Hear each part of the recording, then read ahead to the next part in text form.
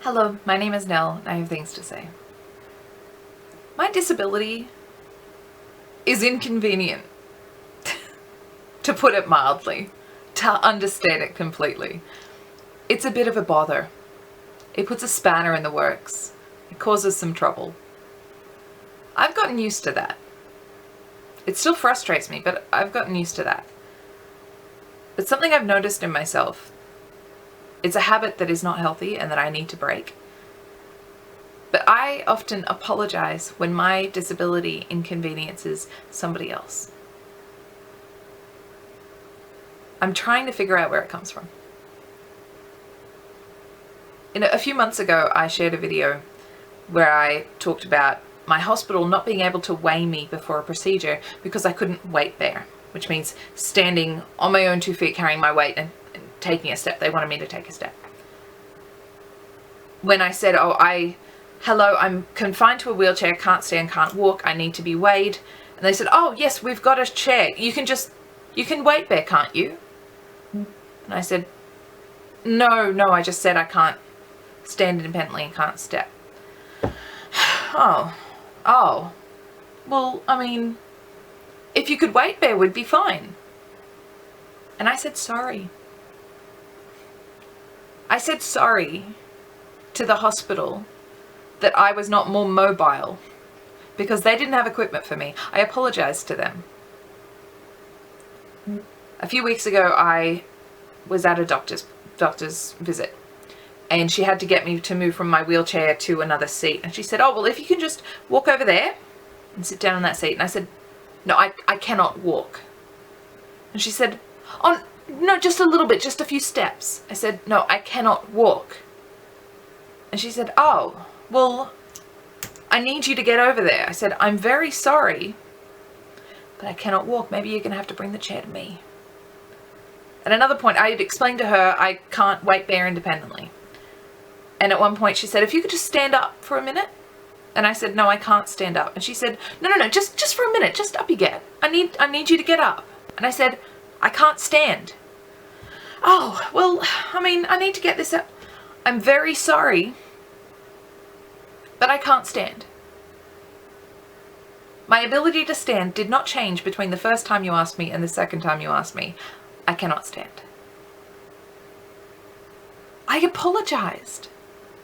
I'm so sorry that my limitations might upset your plans for the next 10 minutes. I'm so sorry that the thing that has destroyed my life on so many levels might make your life a little bit tricky today. The thing is, they might be inconvenienced when I'm in their office, but as soon as I leave, their inconvenience is gone because I am the inconvenience. But for me, I carry that with me. And yet I'm still apologizing to them for making their day difficult.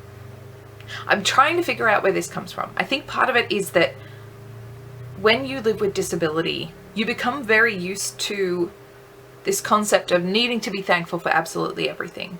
I recently did a video where I talked about being excited for essential equipment and how I don't believe that I need to be excited to have my needs met. But in the realm of disability, we're often expected to set the bar so low for ourselves that being considered human is just like the best thing ever, and we probably shouldn't expect anything more than that. So when I go somewhere, I don't know how to explain it. I feel like it's my fault.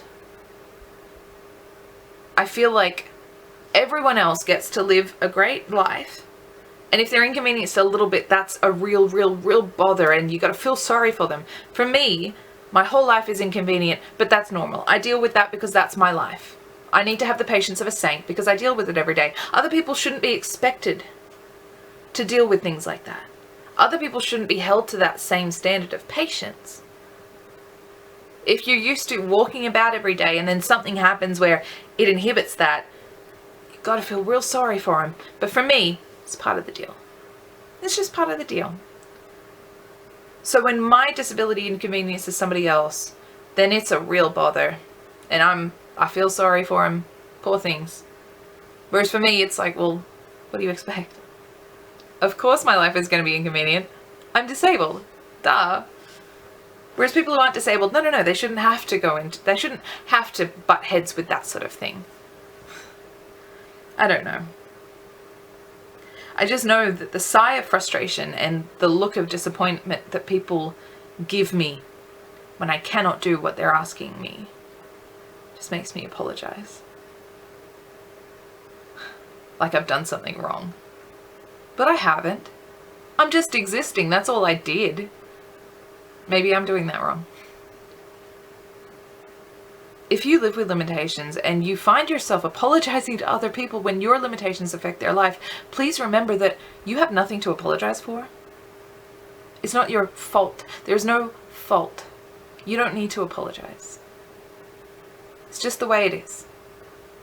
For me, this means that if I say, I cannot wait, Bear, and someone says, well, I need you to wait, Bear, and then I say, I cannot wait, Bear, if they look disappointed or sad or frustrated, I'm not going to say sorry. I'm going to say, that's my body.